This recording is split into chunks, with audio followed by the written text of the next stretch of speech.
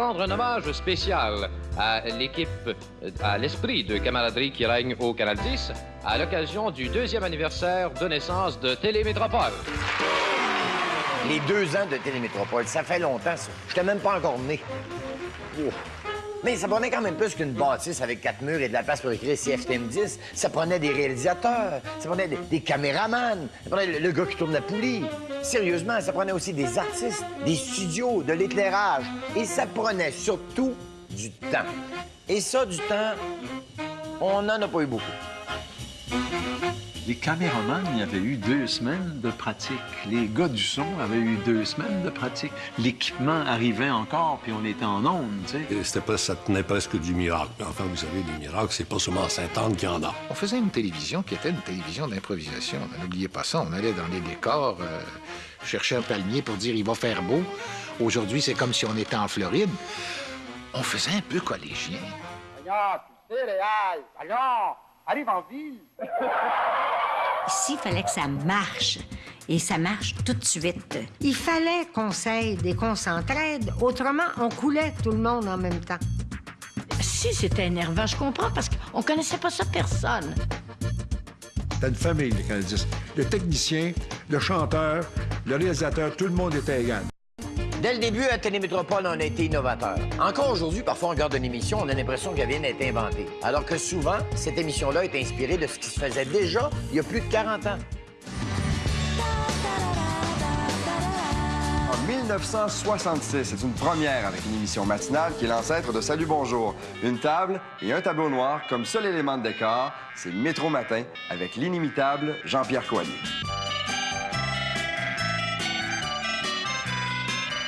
Métro Matin, c'était moi, tout simplement, qui était derrière une petite table dans un petit raccoin où je faisais les nouvelles en découpant des journaux, en les épinglant sur le mur. L'horoscope que je découpais dans le Montréal Matin à l'époque. Les petites annonces. Vous avez un vieux matelas avant? Écoutez-moi, vous le vendre, envoyez-nous les détails. Je faisais des publicités en direct. Lucien Dutra chantait « Tu le vois bien, Lucien, mon fauteuil est malade », etc. Les gens s'en souviennent. J'avais Claude Poirier au bout du fil qui me racontait les descentes de la nuit. Le gars qui m'a amené à Télémétropole, c'était Jean-Pierre Coallier. Jean-Pierre Coallier faisait une émission le matin dans un garde-robe. Je faisais ses toasts pendant une pause commerciale. Souvent, il me faisait venir en studio. C'est lui qui m'a fait connaître. C'est lui qui m'a amené ici à Télémétropole. Le tout premier talk show du matin de l'histoire de la télévision québécoise a eu lieu ici en 1965. C'était un show enregistré devant public avec des entrevues et du variété. Et ça a été un grand succès des années 60, Toast et café. Pour bien débuter votre journée, bien ne vaut le petit déjeuner. Le réalisateur nous a dit que vous parlez de l'actualité. Paulo fait une chanson, puis là, vous parlez entre vous. Alors là, on a dit bonjour au monde. Comment ça va ce matin? Il fait beau, la température. Qu'est-ce qu'on annonce de la journée? Et là, Paulo chantait sa chanson. Et là, il y avait 10 minutes de passé. Alors, on parle de quoi? Elle n'avait plus rien à parler, là. On était là, on disait, à un moment donné, oups, je vois rentrer Doris Lucier. Doris! Qui n'était pas invité. Qui n'était pas invité pantoute. Alors là, on a compris que ça prenait des invités. Ensemble, prenons... On était créatifs, mais on ne savait pas qu'on était créatifs. On savait pas que ça s'appelait de même. Oui, c'est ça. On faisait notre gros possible. Ça s'appelait de même, on travaillait fort. OK?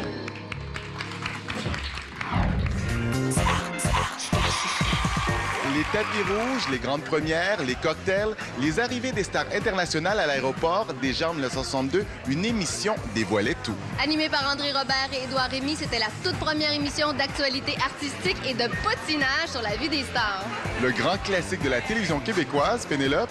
Toute la ville en parle.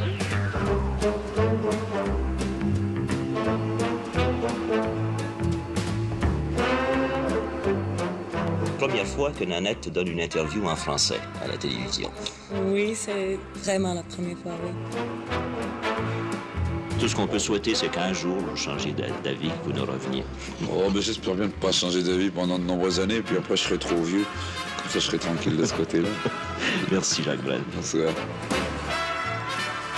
C'est tout pour cette présente saison. Merci d'avoir été fidèle à nos rendez-vous.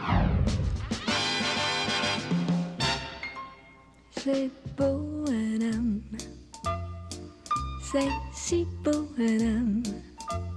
Shirley, elle savait de quoi ce qu'elle parlait. Elle chantait cette chanson-là dans l'émission Jeux d'hommes, qui était inspirée du magazine américain Playboy, avec de la page centrale en moins, bien sûr. On y parlait politique, chars et jolies femmes. Mais on l'écoutait surtout pour les articles. Je regardais par ma fenêtre, oh, c'est l'heure à laquelle je pense que ma voisine prend son bain. Puis là, t'avais une fille qui était à moitié nue dans son bain, qui se savonnait. Puis tout ça durait 3 secondes. C'est tellement niaiseux. Je sais pas s'il n'y a pas eu même une intervention du palais cardinalis à l'époque pour décrier la légèreté d'une émission comme Jeux d'hommes. Oui. Le cardinal Léger et le maire Jean Drapeau sont intervenus personnellement pour faire retirer l'émission Jeux d'hommes des ondes. Eh bien, ils ont réussi. L'émission a été retirée, mais ils n'ont pas réussi à faire disparaître les belles filles, par exemple. On avait des belles filles à l'écran de Télémétropole. D'abord, dans chaque concours, il fallait qu'il y ait une hôtesse. La Vanna White locale était toujours présente. Il n'y a pas juste les hôtesses sexy qui dérangeaient. Souvenez-vous du Guet-Prou dans Tout pour la femme. Et puis, il y avait Jeannette. Vous savez, aujourd'hui, les jeunes apprennent tout sur le sexe sur l'Internet. Mais dans le temps, c'était avec Jeannette dans Comment, pourquoi. À l'église, dans le bulletin paroissial qui donne, c'était ne pas regarder Comment, pourquoi, parce qu'on y parle de sexualité. Jeannette Bertrand, bon. Le terme à ce moment-là, c'était, on m'appelait Jeannette Bertrand la cochonne. C'était vraiment les premiers qui ont permis que je parle de sexualité sur les ondes. Du sexe, des décolletés, de la provocation. Les curés surveillaient ça de près, même de beaucoup plus près que vous le pensez. Venez-vous-en. Écoutez, vous ne le croirez pas, on avait un aumônier ici à Télémétropole. Et il venait confesser les gens. Mais mon Dieu, c'est les mêmes rideaux. Derrière ces rideaux-là, ça n'a aucun sens. C'est comme si le club de hockey, le Canadien, avait un aumônier.